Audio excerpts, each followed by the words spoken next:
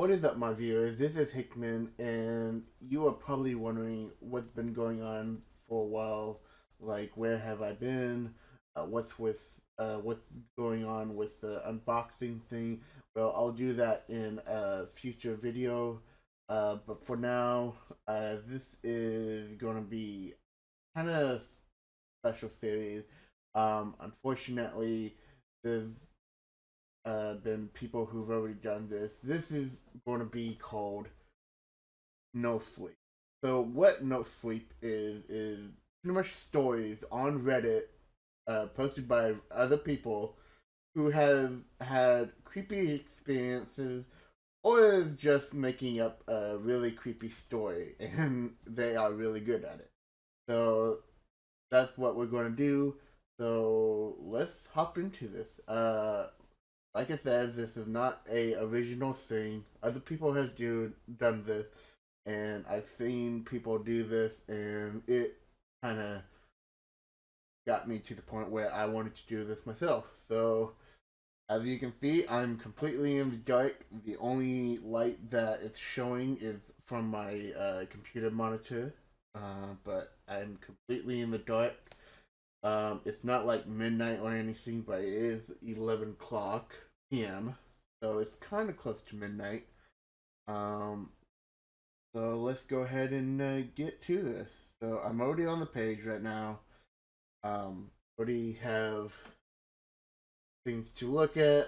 I don't really know what type of theme to go by.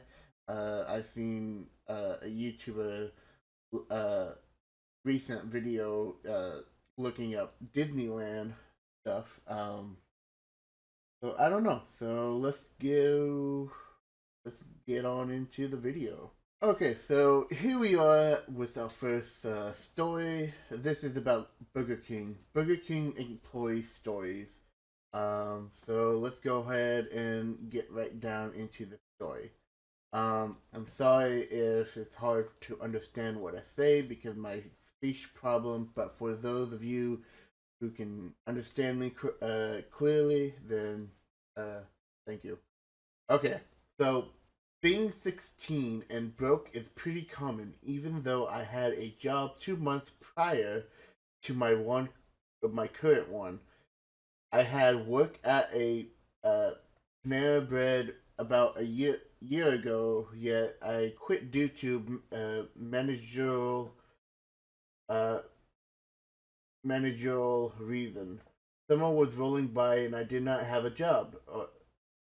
I had no resource of income for my summer as of yet.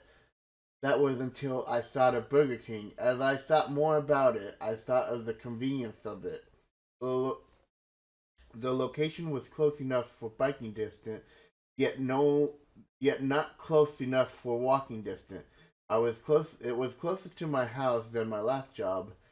I would always bike past that location when going to my mom's from my mom's to my dad, and vice versa.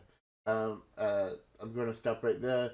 As you can tell, it's hard for me to like breathe super fast and stuff like that.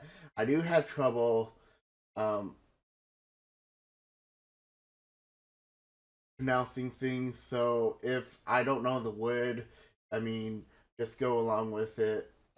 I will. I do my best of reading. I never really. The last time I actually read a book was in high school.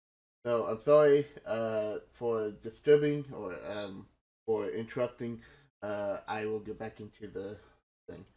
The place's business was always on and off. One day that would be filled to the brim with customers, and the next day they would be completely empty. I would even eat them myself sometimes if I didn't go to Subway first. I applied without hesitation and got a response immediately. The store had called me back to do an interview. The manager that interviewed me will I'm guessing it's they will call her Rachel Raquel, was in her late 30s. She was a sweet little lady that was very kind and very polite. my interview was done, she handed me a hat and said, "Welcome aboard." My first day, my first day, and I, my first day, and I had met another manager. I'll call him Wolf. He has showed me around the fryers, the broil. Is that how you spell fryers? Anyway, the fryers, the broilers, and the lines. My first position was to work as the cook. I made the sandwiches, I dropped the fries, and made the nuggets. My first week went along well, even interesting at that. My first day had we had run out of Whoppers. The day after that, we ran out of Whoppers, as well as nuggets, tomatoes, and lettuce. My third day, we had somebody arrested outside of our location. We had learned later that the man was holding credit card information. After that incident, nothing out of the ordinary had happened until I started to learn how to work the cash register. A month had passed and I was learning how to do everything in the store. I learned how to work the register and my manager was pushing me to work in the drive-thru. 2 weeks after I had learned how to do the cash register, I was in the drive-thru. My third night working at the drive-thru, I had taken the night shift. 8 o'clock rolls around and everyone is cleaning. This is normally the time that people take everything in their position and take everything from their position and begin cleaning it. The broiler get taken apart piece by piece and get scrubbed down. The fryer are drained and scrubbed in and out. I was the lone person working the drive-thru and washing for orders. By washing the orders, I mean sitting in the office and washing the camera. And by washing the camera, I mean sitting on my phone. I hear a beep which signifies that a car is in the drive-thru and looked at the camera. However, I don't see a car. There is nothing there. The beeping continues and continues to be until I press the button to talk to people. I reluctantly say, "Welcome to Burger King. My name is blank. How may I help you today?" Fairly normal voice says to me that they like a Whopper with cheese and a medium-sized meal and a Dr. Pepper to drink. It's a fairly standard order and is popular with all of our guests. Still extremely confused by the situation, I shrugged it off and continued the order. I asked if that'll be alright and they said yes. I tell them the order and move them to the next window. I looked at the camera and there is still no car. I looked out the window and there is no car coming. No car had ever gone in the drive-thru and no car had ever gone out of the drive-thru either. Okay, so even though that said card, that is car. So this person has some typing problems, but I'm not one to judge. I decided to brush it off as some kind of camera glitch, but I was still wary. I was still wary afterwards. It was right in my suspicion. A week had passed and nothing had happened in the drive-thru, but the lobby was another story. One day, a person walked in and agreed them with the "Hi, welcome to Burger King" line that was supposed to use every single time somebody walked into the building. They showed no response and walked toward the bathroom. I thought of this as quite rude and decided to ignore them. I waited for them to come out of the bathroom and do their order at the front counter. However, they never seemed to come back. 2 hours passed and they still seemed to be in the bathroom.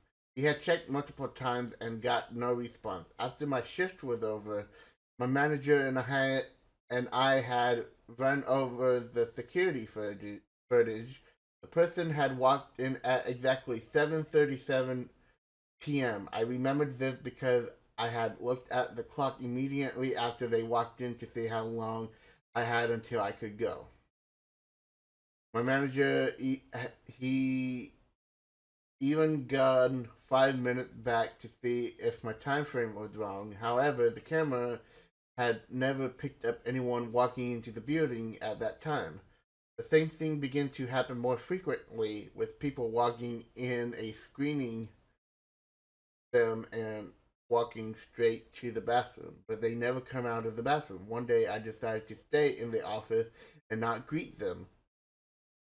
Somebody at the front counter, what is there to look for customers? What? Front desk, what is there to look for customers? They greeted someone with a higher welcome to leading the. They,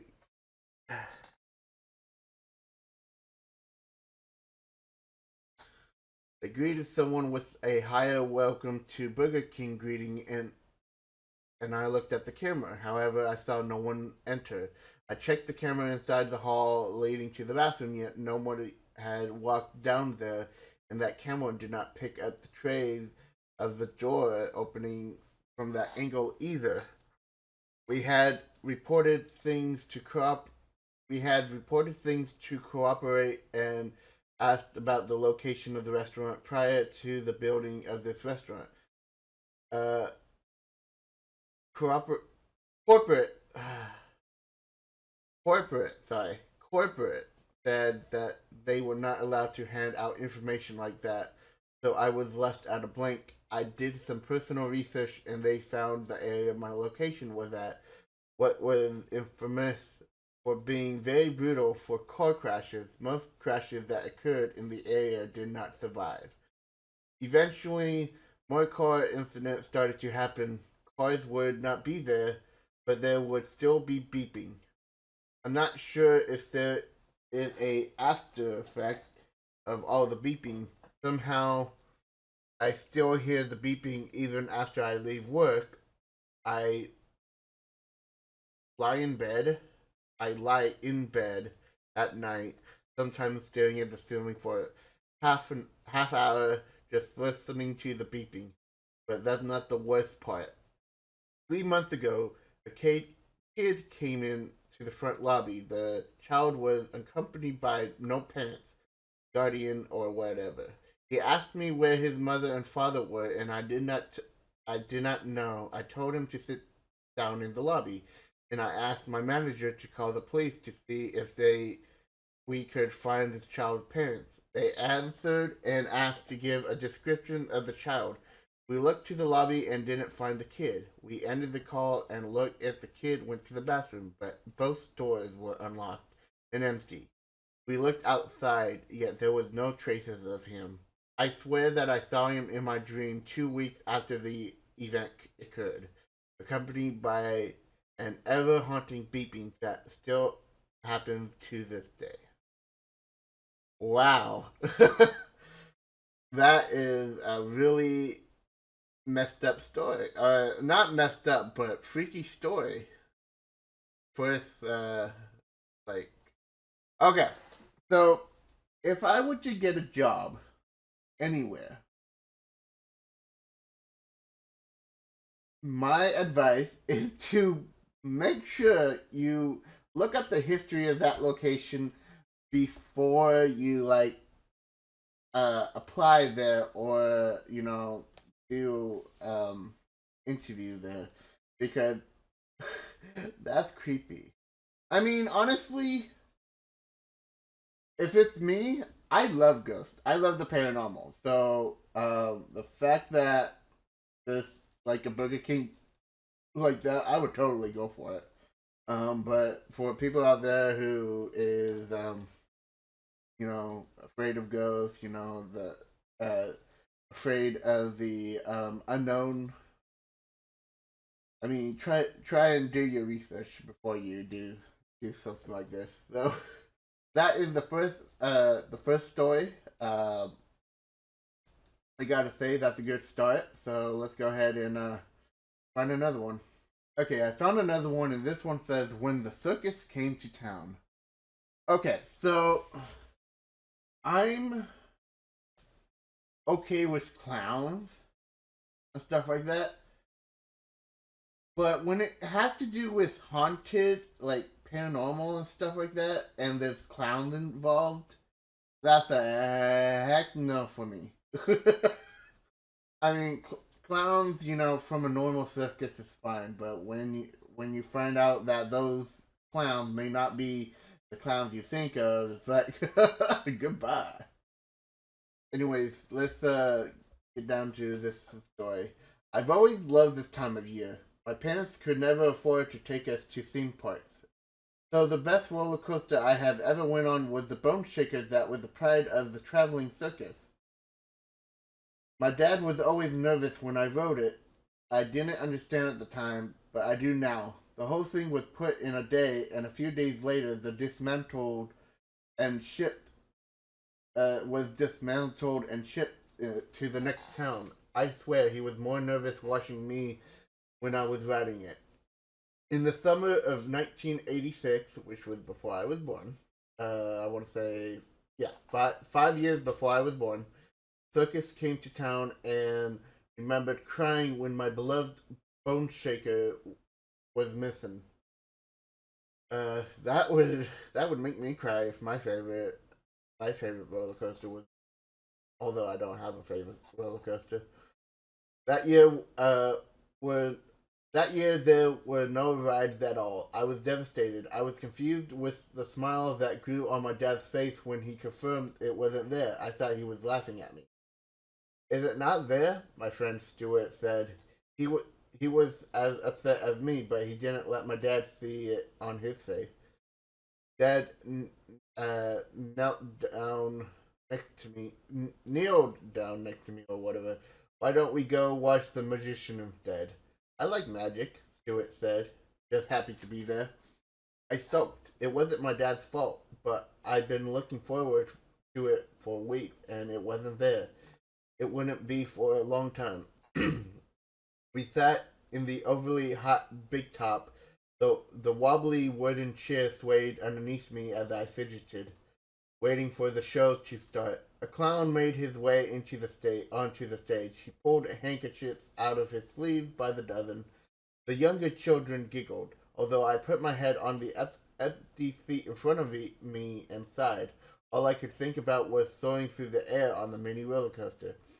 A man on stilts wore long red and white striped trousers and paraded around the stage. A black top hat rose from his head. He held a microphone and waited for the clown to stop his terrible act before announcing, "Are there any volunteers?" "Put your hands up, son," my dad offered.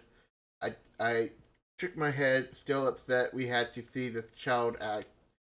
Stewart did, though, and he stood as well. The man pointed at him, and he excitedly ran onto the stage, along with at least another 10 kids. The clown corralled the children into a small area on the stage, and from the roof brought down a cage and gently came to rest around them. "I bet you adults wish it was that easy," he said as he bowed and the parents laughed. "Would you like to be invisible?" he asked one of the kids. They nodded in excitement while a younger girl cried. "There's always one," the top-hatted man said to another round of laughter. The clown brought a hand to his mouth as if thinking of what to do next. Fingers went up in the air, signaling he had an idea. He pressed the button on the side of the cage, and black curtains unfurled, covering the children. The one girl continued her sobbing from within. In the blink of an eye, firework went off, and the curtain fell to the ground, revealing an empty cage. The little girl could no longer be heard. The crowd stirred and clapped. I was genuinely impressed. I sat up straight. "See, son, this isn't so bad," my dad said as he continued to clap. I was jealous now that I hadn't put my hand up. My misery was short-lived when I saw a pair of lions brought onto the stage. I was in awe. The trick they did was amazing. I couldn't even get my dog to roll over. By the end, I had forgotten all about the Bone Shaker and Stewart. When we left the big top, the sun was on its way down. "Did you enjoy it?" my dad asked. "Yes," I said, nodding my head vigorously. "Would you like some candy floss?" "Sure," I replied. It wasn't until we got back to the car in the large grass park car park that I asked, "Where's Stuart?" "Stuart? Who?" "Stuart, who?" My dad said, confused, and I said, "My best friend Stuart. I cannot remember you ever mentioning your Stuart. He came with us today." As I said those words, even I was not sure, but the memory of him going up on the stage was still fresh in my mind. He was made to disappear by the clown. "Can't remember that," my dad said, getting into his car. We can't leave without him," I replied, not getting in the car. "Son, we have to leave. Mom is waiting for us." "But Stuart," I slammed my foot down. "Eric, we had a nice day today. You don't want it to end badly, do you?" Thought about what he said, and maybe he was right. Maybe I made it up. I tried to remember, but it felt like a dream, and the more I thought about it, the more the memory felt wrong.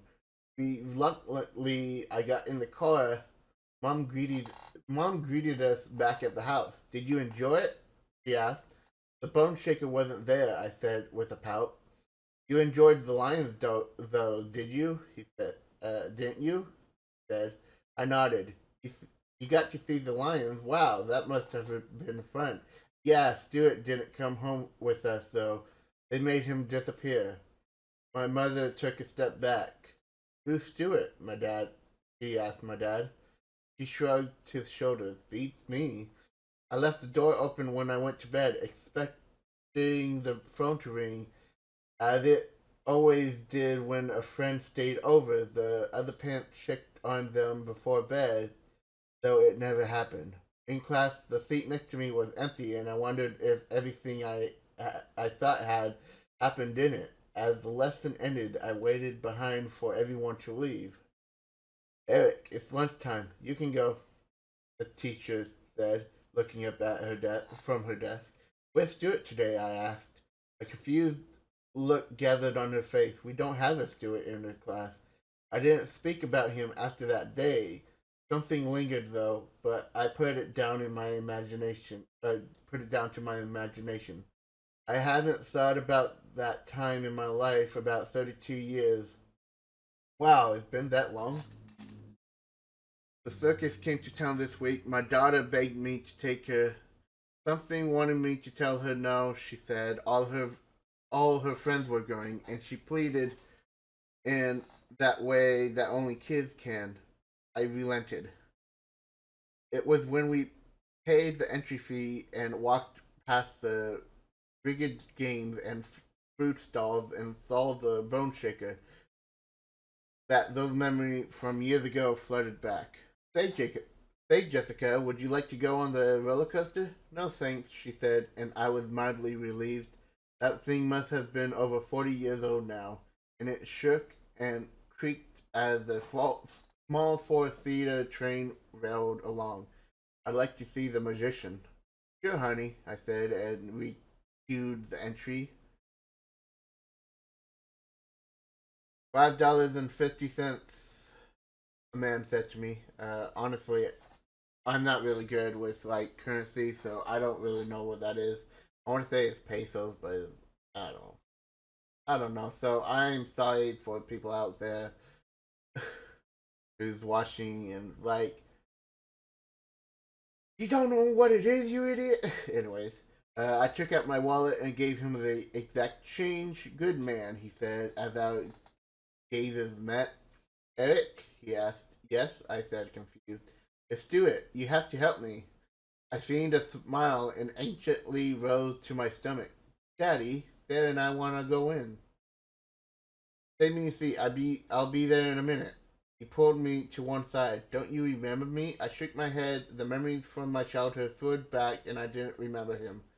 "Hey, there are people waiting," a gruff, muscular man shouted. The man looked back at me, panic fluttering between his eyes. "I'm sorry, I didn't know you." Slightly put out, I pushed past him to see my daughter and her friend, and I waved. At least I think Jessica's friend came with us. Not sure now. The show is amazing. No lions this time. Sign of the times, I guess, but the magic show was brilliant. I was worried when I got home that I forgot to bring Jessica's friend back with us, but my wife insisted she went with me alone this afternoon. My daughter did mention Sarah. I could swear she did, but I don't think she has a friend by that name. Okay, so yeah, kind of glad I don't ever. I'm kind of glad I don't go to circuses anymore. I mean, I go to theme parks and stuff like that, but not circuses anymore. And I'm kind of glad because that's some scary shit. Um, sorry for my language. Anyways, we'll do one more, and then that's going to be it. So let me go ahead and find our last story. Okay, so this is going to be the last story. It's called "Don't Stop." So this is what it goes. This is how it goes. If you're not from around here, you probably won't believe me. Most don't. I tried to warn them just the same time, but tourist, touristy type always seem to think we know better than the local. Even after they learn about Pink Hallberg, whose car was found in the ditch about 50 years back, his blood was still there, but not his body. Bettina Collins, too. Some 30 years ago now, she was a real nice girl, popular and pretty. But she stopped. Even even if it seemed she didn't want to, her little white grandson was wrapped around a tree.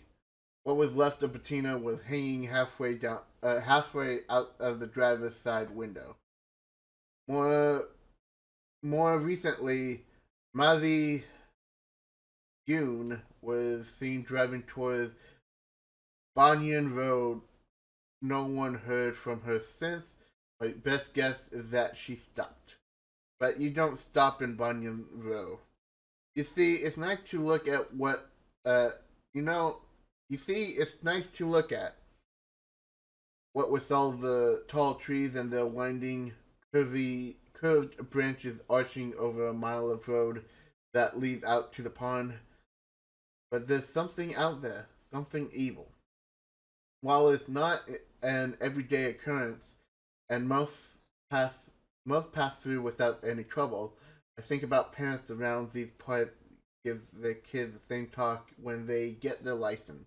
If you can avoid the road, by then we all know that why they say that. We all heard the story about what happened there. You'll be driving beneath the shadow of those trees when you hear it. Three knocks on the roof of the car right over your head. A pause. Then another series of three, same slow, distant rhythm as the first, only louder. Nobody knows how or why people get picked. Only that once you hear those knocks, best step on the gas until you clear the banyan tree tunnel. If you stop, you die. At least that's what they say. I only ever experienced once, but that was enough. My dad was not a superstitious man, and he didn't believe in the hoopla surrounding the road. He lived in our town his whole life and driven every road in it 100 times over without incident. Hank's death had been a bit above his time, but he's been around for Bettina. And even as a kid, he didn't think any ghost or what have you had anything to do with it. She was 17, speeding from the look of it. She lost control, slammed into a tree. Sucks. But it went no knocking spit, he'd say.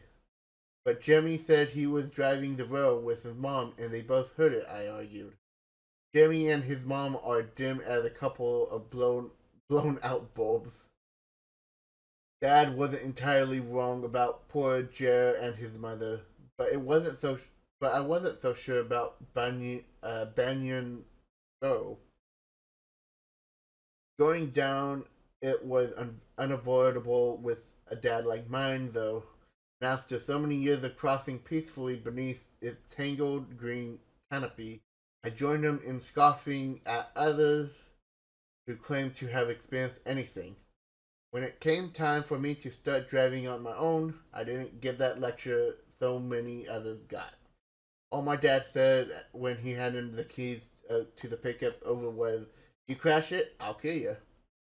It was a brutally hot summer that year when I wasn't cutting lawn or washing cars or whatever else I could do to earn some pocket money. The only place I wanted to be was at the pond. Best time to go was twilight, when it was still light enough to just be able to see, but dark enough to hide our beer cans quick from the sheriff if the sheriff showed up. There was a birthday party planned for one night in late June. Chrissy Travers was turning 17, and we were all going out to the pond to light a bonfire, drink, and swim the muggy night away. You going out there again? Mama asked when she saw me getting ready to go in my swimsuit and an old tee. Yeah, for Chrissy's party. Mama frowned. She said that right before she was going to say something that you might not want to hear. Just do me a favor, okay, Tad? Take Miller's Road to get there. That takes longer, I said. I just feel better if you did. Mama was the believer type. It was hard telling Mama no when she was acting all concerned like that. I told her I'd do it if it made her feel better, and headed out after telling both her and my dad that I'd be home around midnight. Drive safe, baby, Mama called after me. You get drunk, I almost said I'm kissing your ass. I'm kicking your ass, Dad said without getting up from his easy chair in the living room. Oh, hush, Jim, Mama scolded. I grinned as I started up the truck. Mom just didn't understand that all Dad's grumbled bear talk was just his way of telling me he cared and be careful. When it came time to make the choice between going down Miller's or saving 10 minutes by driving the road, I silently apologized to Mom and turned left. The sun had all but faded when I crossed into Bunyan Road. There was no street light or anything out there, and the trees always seemed larger in the dark. Closer too. More confiding. I left my windows up to give the ancient air conditioning a chance at cutting through the thick heat that filled the cab. But it did little more than push it around. Beads of sweat trickled down the back of my neck. I wiped them away with one hand and mumbled along the Nirvana's heart-shaped box, playing softly on the radio. Hey, wait! I got a new complaint. Truck swerved sharply into the other lane as I jumped at the suddenness of the sound. I had been steady, deliberate, right over my head. The first reaction was to slow down, momentarily frightened that I might have hit something even though I hadn't seen anything in my headlight. And then they came back, louder. My heart pounded in my throat and I clutched the steering wheel with white fingers. The sweat upon my neck turned into ice. Rumors of my childhood, ones I hadn't given any serious thought to for many years, came flooding back. Hank Harbord, Tina Collins, Mizzy Yoon, you don't stop at Bayou Row. The whole cab reverberated with the pounding upon its roof. I pressed my foot down on the accelerator and hunched lower over the steering wheel. They never found Tank. They only found the lower half of Bettina, mazily abruptly vanish. The truck rumbled and groaned in protest, but I didn't let up on the gas. There were no longer coming from the roof. The driver's side window shuddered beneath each blow. I screamed, and the truck swerved sharply again, and I yanked the wheel instinctively away from the sound. I almost started to spin, but caught myself at the last moment and jerked it back into place.